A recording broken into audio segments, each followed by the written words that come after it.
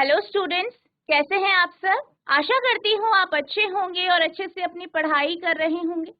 मैं Monika Rawat, ICT virtual classroom Dehradun में। बच्चों, आज हम क्लास 12th का जो आपका सब्जेक्ट है फिजिक्स, उसका chapter electrostatic potential and capacitance को कंटिन्यू करेंगे। तो बच्चों, पिछले लेक्चर में हम ये देख रहे थे कि जो समानांतर प्लेट कैपेसिटर होता है, यानी समानांतर प्लेट संधारित्र होता है, वो क्या होता है।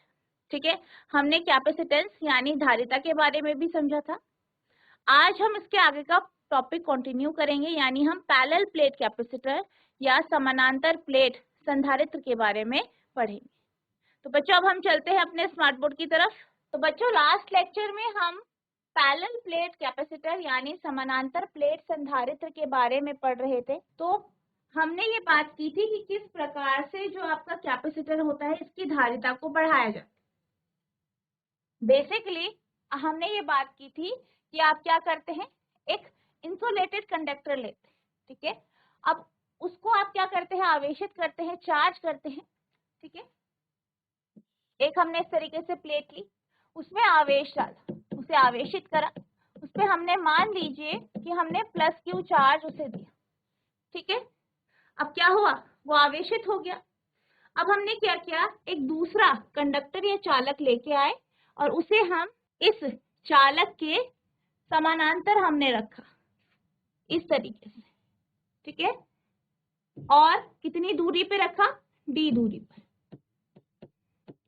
अब क्या होगा, क्योंकि हम जो दूसरा कंडक्टर है, चालक है, जो कि प्लेट या फिर आपके जो प्लेट है उसके फॉर्म में है, तो उसको जब हम इसके पास लेके आते हैं तो क्या होता है, वह साइड जो कि किसकी तरफ है, आपके पहले प्लेट की तरफ है, मान लीजिए ए प्लेट की तरफ है, यहाँ पे क्या हो जाता है, जो नेगेटिव चार्ज है, ठीक है, जो आपका ऋणात्मक आवेश है, वो यहाँ पे एकत्रित हो जाता है, इकट्ठा हो जाता है, और यहाँ पे आपका पॉजिटिव चार्ज रह जाता है।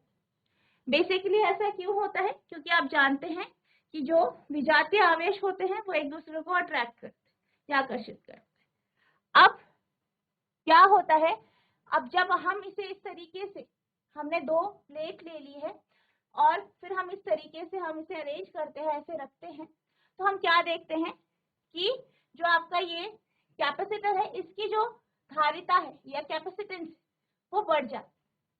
अब आपने इसको चार्ज किया, इसमें आवेश दिया, ये बिल्कुल अच्छे से चार्ज हो। ठीक है, अब आप क्या करते हैं, अब आप और चार्ज दे रहे, लेकिन ये जो चार्ज है वो इसमें स्टोर नहीं हो पा रहा, यानी ये पूरा भर चुका। अब आप क्या करेंगे, हम इसका जो है अर्थिंग करेंगे, जो इसका ये वाला भाग है इसको हम भू संपर्क में रखेंगे या इसकी अर्थिंग करेंगे। तो अर्थिंग करने से क्या होगा, जितना भी यहाँ पे पॉजिटिव चार्ज था या धनात्मक आवेश था, वो आपका भू संपर्क में आएगा और नीचे चला जाए, यानी यहाँ का जो चार्ज है वो हट गया। अब इससे क्या होगा, इससे जो आपका ये पैरेलल प्लेट है या समानांतर प्लेट संधारित्र है, इसकी जो कैपेसिटेंस है, इसकी जो धारिता है वो बढ़ जाती है। आप क्या देखते हैं, जब आप एक प्लेट को जो है भू संपर्क से लगाते हैं, तो आपका जो पैरेलल प्लेट कैपेसिटर है, ठीक है, समानांतर प्लेट संधारित्र है, इसकी जो कैपेसिटेंस है या इसकी जो धारिता है वो बढ़ जाती है। ठीक है, अब हम क्या करेंगे, हमने ये हमने कॉन्सेप्ट समझा, अब हम इसका डेरिवेशन देखेंगे। हम ये देखेंगे कि आखिर इस केस में जो कैपेसिटेंस है या धारिता है वो कितनी हो। तो सबसे पहले आप थ्योरी लिखेंगे, ठीक है, जो हमने अभी समझा उसे आप लिखेंगे। The arrangement consist of two thin conducting plates, each of area A and separated by a small distance D. यानी कि जो हमारा अरेंजमेंट है, यानी हम बात किसकी कर रहे हैं, समानांतर प्लेट संधारित्र। तो यहाँ पे क्या होता है, आपके पास दो पतली, ठीक है, पतली जो है प्लेट्स होती हैं, जो कि कैसी होती है, चालक होती है या जो कंडक्टर होती है, और इन दोनों का जो एरिया है वो हमने कितना लिया है, ए। इन दोनों का क्षेत्रफल हमने ए लिया, और इन दोनों को d दूरी पर रखा है। When charge q is given to the first plate, a charge q is induced on the inner face of the other plate and positive on the outer face of the plate. अब क्या होता है, हम क्या करते हैं, पहला जो प्लेट है आप यहाँ पे देख सकते हैं, ए प्लेट मान लीजिए, इसको हम चार्ज देते हैं, आवेश देते हैं, इसको हम प्लस क्यू चार्ज देते हैं, प्लस क्यू आवेश देते हैं। अब क्या होता है, जो दूसरी प्लेट है जो कि समानांतर रखी गई है प्लेट बी, उसके अंदर वाले भाग में, ठीक है, आप देख सकते हैं यहाँ पे, आप देख सकते हैं नेगेटिव चार्ज जो है, ऋणात्मक आवेश, वो इकट्ठा हो जाता है और पॉजिटिव चार्ज बाह्य भाग में, यानी इस तरफ, ठीक है। As this face is connected to the earth, a net negative charge is left on this plate. अब क्या हुआ, इसको हमने भू संपर्क में रखा, ठीक है, इसकी हमने अर्थिंग करी, तो ये जो चार्ज है ये जो है आपका यहाँ से हट गया, भू संपर्क में है तो वो चार्ज आपका पृथ्वी में चला गया। तो यहाँ पे जो ये प्लेट है इसमें सिर्फ ऋणात्मक आवेश या नेगेटिव चार्ज बचा। Thus the arrangement is equivalent to two thin sheets of charges as d is much smaller than the linear dimension of plate. अब क्या है कि जो हमारा ये अरेंजमेंट है, इसमें हमारे पास क्या है, दो जो है चार्ज शीट, यानी दो हमारी आवेशित जो है शीट्स है, और इनके बीच का जो दूरी है वो कितनी है, d है, और ये जो दूरी है ये क्या है, आपके जो एरिया है या क्षेत्रफल से वो ये उससे काफी कम है। We can use the result of the electric field by an infinite sheet of charges. अब इसमें हम क्या करेंगे, जो हमने जो चैप्टर, जो पहला चैप्टर था, ठीक है, उसमें हमने जो आपका पैरेलल शीट्स ली थी, ठीक है, यानी समानांतर अनंत लंबाई वाली चादर की जब हमने बात की थी, तो उस केस में हमने जो फर्स्ट रीजन, सेकंड रीजन इस तरीके से था, तो यहाँ पे पहला रीजन है, दूसरा, तीसरा रीजन, तो इन रीजन्स में हमने क्या देखा था कि इलेक्ट्रिक फील्ड कितनी हो, उसी कॉन्सेप्ट का यहाँ पे यूज किया जाएगा, और आपका जो कैपेसिटेंस है या जो धारिता है, ठीक है, उसको निकाला जाएगा। ठीक है, व्यवस्था में दो पतली संवाहक प्लेटें होती है, प्रत्येक का क्षेत्रफल a होता है और एक छोटी दूरी या कम दूरी d से अलग होती है। जब पहली प्लेट को आवेश q दिया जाता है तो दूसरी प्लेट के भीतरी हिस्से पर आवेश -q प्रेरित हो जाता है और बाहरी हिस्से पर धनात्मक आवेश या पॉजिटिव चार्ज जो है वो आपका हो जाता है। क्योंकि यह पृथ्वी से जुड़ा है, क्योंकि यह क्या है, पृथ्वी से जुड़ा है, यानी हमने अर्थिंग की है, इस प्लेट पर एक शुद्ध ऋणात्मक आवेश रह जाता है, यानी सिर्फ और सिर्फ नेगेटिव चार्ज आपके जो दूसरी प्लेट है, बी प्लेट है, उसमें रह जाता है। इस प्रकार व्यवस्था चार्ज की दो पतली शीट को बराबर रखकर है। चूंकि डी प्लेटों के रैखिक आयाम यानी जो डी स्क्वायर है वो काफी छोटा है ए से, हम विद्युत क्षेत्र के परिणाम का उपयोग अनंत चार्ज शीट द्वारा कर सकते हैं। ठीक है, तो अब हम देखेंगे इसमें आप इस तरीके से कैपेसिटेंस निकालें। ठीक है, अब हमारे पास ये जो दो प्लेट है, पहला प्लेट, फर्स्ट प्लेट ले लेते हैं, सेकेंड ये। ठीक है, तो आप लिखेंगे फॉर प्लेट 1, यानी पहले प्लेट के लिए।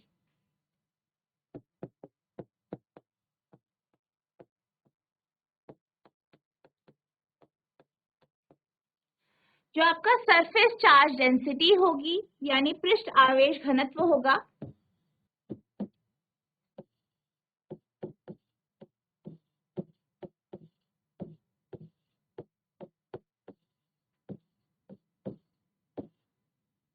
ठीक है, जिसे हम सिग्मा से डिनोट करेंगे। पृष्ठ आवेश घनत्व आपने पढ़ा है, फर्स्ट चैप्टर में हमने ये डिस्कस किया था, तो ये आपका सिग्मा होगा। सिग्मा बराबर क्यू अपॉन है, जहाँ पे क्यू क्या है, चार्ज। ठीक है, हम यहाँ पे जो है स्मॉल क्यू लेंगे क्योंकि हमने स्मॉल क्यू चार्ज लिया। ठीक है। तो सिग्मा बराबर Q अपॉन A किसके लिए आ गया, पहले प्लेट के लिए पृष्ठ आवेश घनत्व यानी सरफेस चार्ज डेंसिटी आपकी आ गई। इसी तरीके से अगर हम दूसरी प्लेट की बात करें,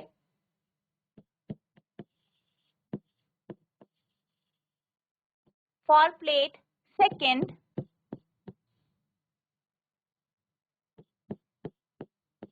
दूसरी प्लेट के लिए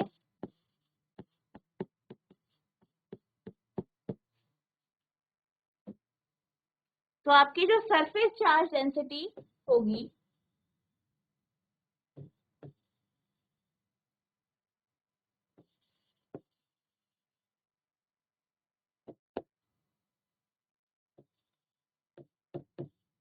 पृष्ठ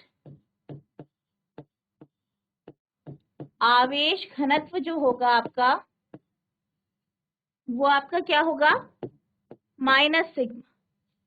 ठीक है, क्योंकि हमने यहाँ पे क्या किसकी बात की है, नेगेटिव चार्ज की बात की है, इसलिए यहाँ पे आपका जो सरफेस चार्ज डेंसिटी है वो माइनस सिग्मा हो। अब हम बात करते हैं इलेक्ट्रिक फील्ड की यानी विद्युत क्षेत्र। ठीक है, तो अगर हम बात करें, हमारे पास एक रीजन ये है, फर्स्ट रीजन मान लीजिए, ये सेकंड रीजन है और ये तीसरा रीजन। ठीक है, अब इसमें आपको पॉजिटिव और नेगेटिव चार्ज जो है आपका अंदर। अगर हम पहले हिस्से की या पहले पार्ट की या पहले भाग की बात करें, यहाँ पे आपकी जो इलेक्ट्रिक फील्ड होगी या विद्युत क्षेत्र होगा वो 0 होगा। इसी तरीके से तीसरे भाग में हमने क्या किया है, भू संपर्क किया, ठीक है, अर्थिंग की। तो यहाँ पे भी तीसरे भाग या तीसरे पार्ट में भी जो इलेक्ट्रिक फील्ड होगी या विद्युत क्षेत्र होगा वो भी क्या होगा, यहाँ पे भी 0 होगा। अब हम बात करते हैं इन दो प्लेटों के बीच की, ठीक है, जो कि आपका दूसरा पार्ट है। यहाँ पे जो आपकी इलेक्ट्रिक फील्ड होगी या विद्युत क्षेत्र होगा वो जो होगा आपका वो सिग्मा अपॉन एप्सिलॉन नॉट। ठीक है, हम यहाँ पे अभी क्या सोच रहे हैं, हमने यहाँ पे किसी भी तरीका का आपका जो जो आपका परावैद्युत होता है, डाइलेक्ट्रिक होता है, वो नहीं लिया। हमने सिर्फ यहाँ पे अभी एयर को कंसीडर कर रहे हैं या इसे वैक्यूम कंसीडर कर रहे हैं। ठीक है, तो यहाँ पे हमने ई जो है इन दो प्लेट के बीच में आपका E equals to sigma upon epsilon naught इसीलिए लिया है। तो आप लिखेंगे इन रीजन 1 एंड 3, यानी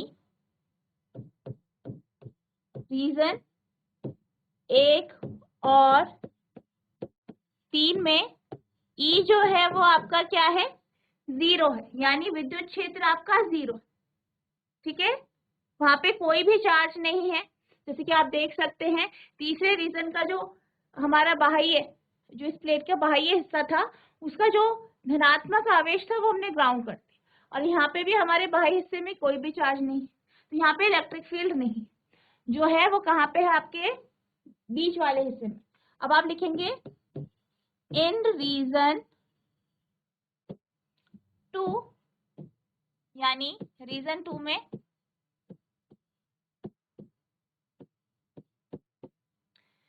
ई जो है वो आपका बराबर होगा सिग्मा अपॉन एप्सिलॉन। ठीक है, सिग्मा अपॉन एप्सिलॉन। अब सिग्मा का मान यहाँ पे हमारा कितना आया था, क्यू अपॉन ए, ये आपका पहला समीकरण।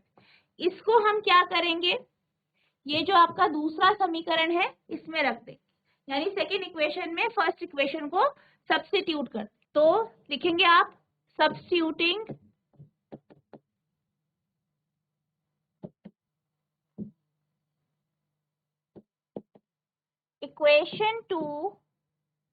इक्वेशन 1 एंड 2, तो E इक्वल्स टू आ जाएगा आपका 1 upon epsilon not Q upon a. ये आपका आ गया तीसरा समीकरण यानी थर्ड इक्वेशन। ठीक है, अब हम बात करते हैं ये जो दो प्लेटें हैं इनके बीच में, बीच का जो हिस्सा है, यहाँ पे हम पोटेंशियल डिफरेंस यानी विभव अंतर की बात करते हैं। तो यहाँ पे जो आपका विभव अंतर होगा वो E इंटू डी होगा।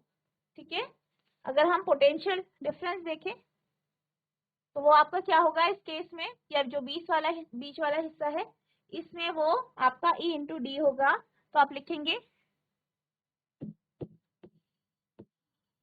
potential difference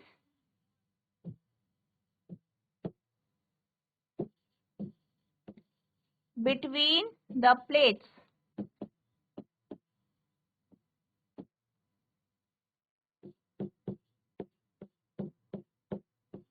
प्लेटों के बीच में विभवांतर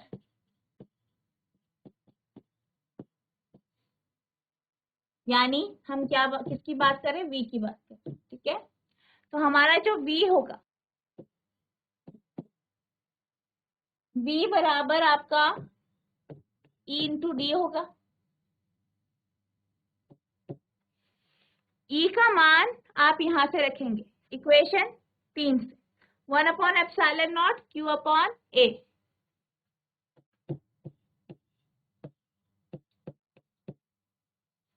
और D मल्टीप्लाई हो जाएगा, तो ये V आ गया आपका। अब हम इस संधारित्र की धारिता निकालेंगे। तो जैसे कि हमने पिछले लेक्चर में जो है विद्युत धारिता के बारे में पढ़ा था, C का हमने फॉर्मूला भी देखा था कि C बराबर आपका Q/V होता है। तो इसी का हम यूज करके यहाँ पे इसकी कैपेसिटेंस निकालेंगे। ठीक है, यानी विद्युत धारिता निकालेंगे। तो आप लिखेंगे capacity C of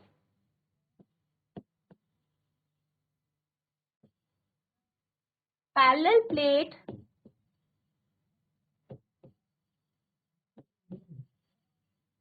capacitor.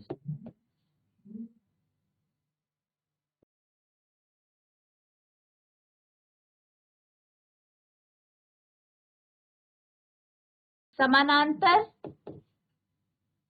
Plate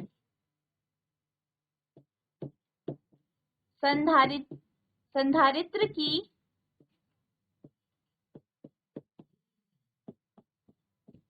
धारिता या विद्युत धारिता C।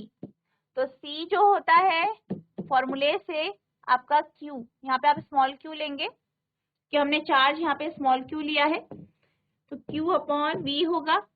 ठीक है, अब यहाँ पे आप V का मान रख देंगे, कितना है 1/ε0 Q/A D।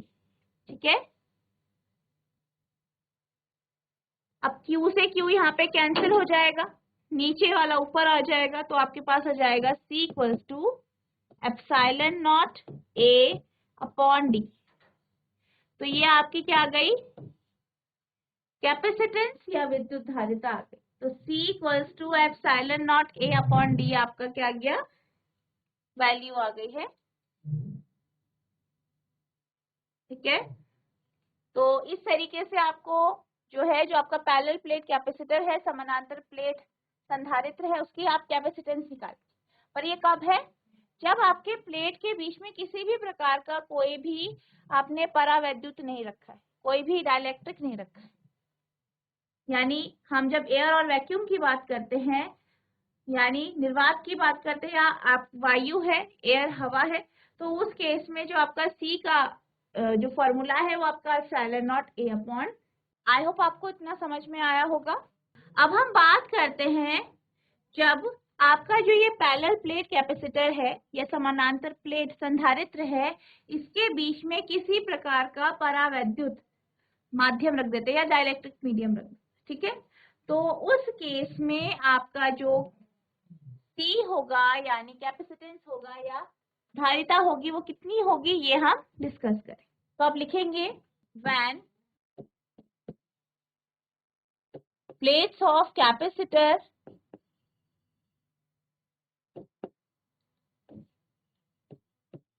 are separated by a dielectric medium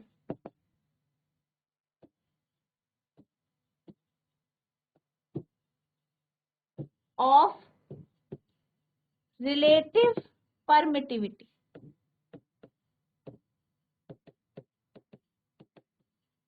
epsilon r equals to k। ठीक है, जब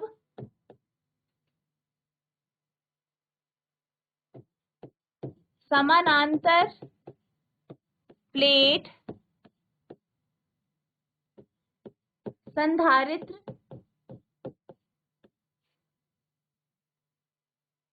की प्लेटों के बीच में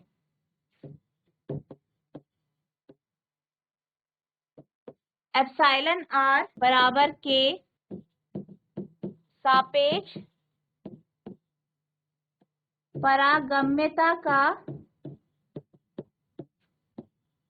परावैद्युत माध्यम रख दिया जाए।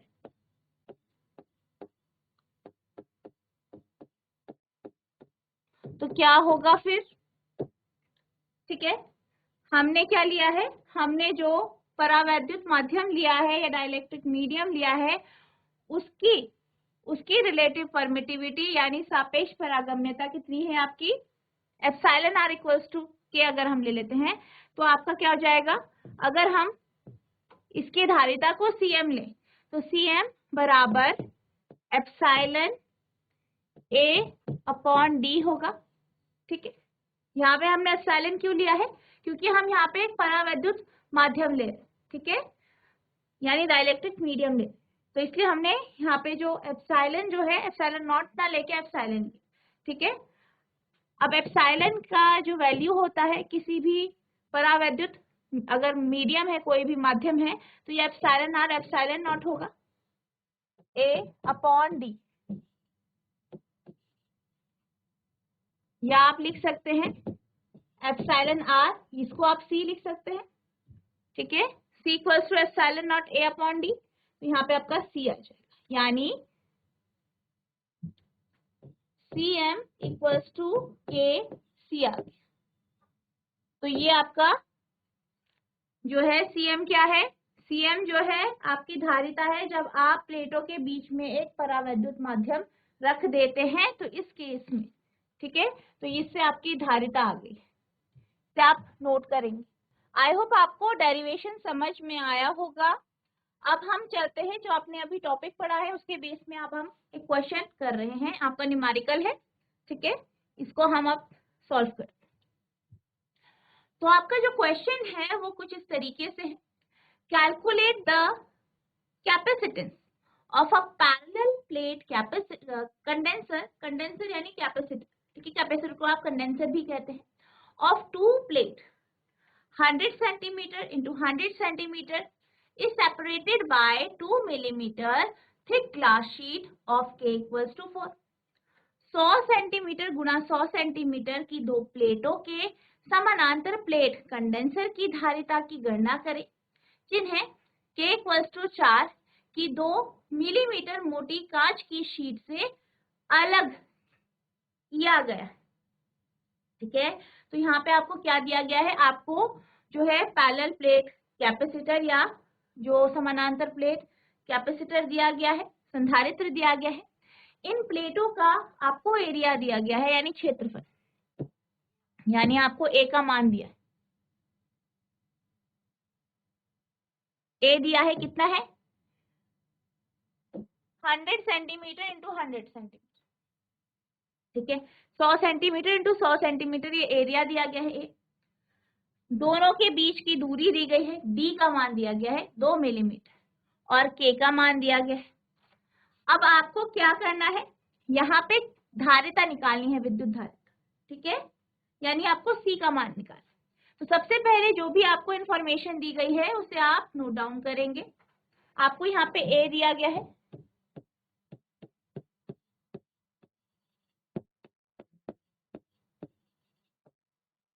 हंड्रेड इंटू 100, ठीक है, ये आपका क्या है ए है, ठीक है, इसे हम मीटर में परिवर्तित कर देते हैं।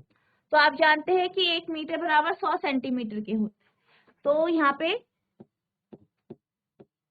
1 इंटू 1, ठीक है, मीटर स्क्वायर, या आप कह सकते हैं 1 आ जाएगा, 1 मीटर स्क्वायर आपका आंसर है, ठीक है, ए आपका क्या आया 1 मीटर स्क्वायर। अब डी कितना है, डी बराबर है 2 मिलीमीटर के, यानी 2 इंटू 10⁻³ मीटर, इसे भी आपको मीटर में परिवर्तित करना है। और आप ये जानते हैं कि 1 मीटर जो होता है वो बराबर होता है 10⁻³ मिलीमीटर के, या आप कह सकते हैं 10⁻³ मिलीमीटर के, या आप कह सकते हैं कि जो आपका 1 मिलीमीटर है वो बराबर है 10⁻³ मीटर। तो आपको इसको मीटर में परिवर्तित करना है, तो इंटू 10⁻³ हो, क्योंकि 1 मीटर आपका 1000 मिलीमीटर से मिलके बना होगा। ठीक है, 10⁻³ का मतलब आपका 1000। ठीक है, तो ये आपका इस तरीके से है, तो आपने इसे मीटर में परिवर्तित करना है। नेक्स्ट आपको के दिया गया है, के कितना है 4। अब फॉर्मूला जो आपके कैपेसिटर का फॉर्मूला है कैपेसिटेंस का, C इक्वल्स टू के epsilon not A upon D। तो यहाँ पे आपका जो एप्सिलॉन R है उसकी जगह हमने के लिया।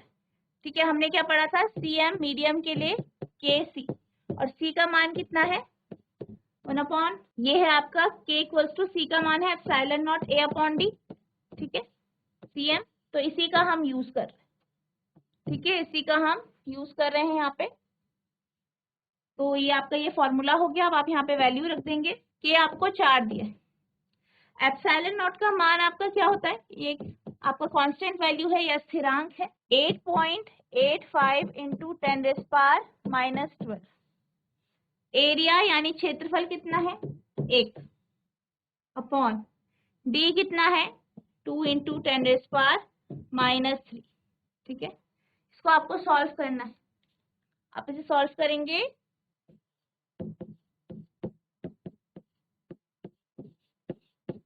तो ये आएगा आपका 3540। ठीक है, इंटू 10⁻⁻12 अपॉन 2 इंटू 10⁻⁻। ठीक है, अब आप इसे सॉल्व करेंगे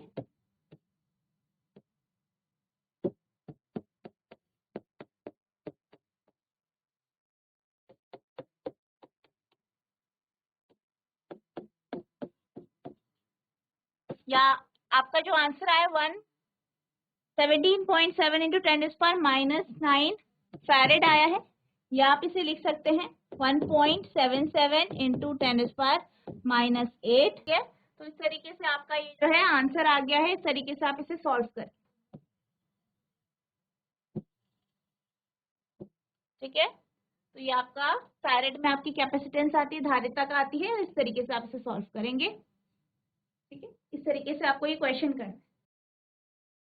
तो बच्चों, मुझे आशा है कि जो आज हमने पैरेलल प्लेट कैपेसिटर यानी पैरेलल प्लेट संधारित्र के बारे में पढ़ा, आपको समझ में आया होगा। इसकी धारिता क्या होती है, अगर आप इनके बीच में कोई डाइलेक्ट्रिक मीडियम यानी परावैद्युत माध्यम रख दे तो इसकी जो है जो इसकी कैपेसिटेंस है या धारिता है उसमें क्या फर्क पड़ता है, क्या चेंजेस आते हैं, ये हमने डिस्कस किया।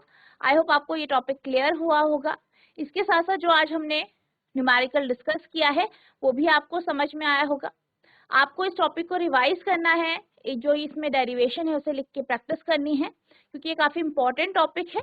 साथ ही साथ इससे रिलेटेड जितने भी आपके क्वेश्चन आपकी बुक में है उनको आपको सॉल्व करने की कोशिश करनी है। अगर आपको किसी भी प्रकार की कोई भी प्रॉब्लम होती है तो आप नेक्स्ट लेक्चर में पूछ सकते हैं।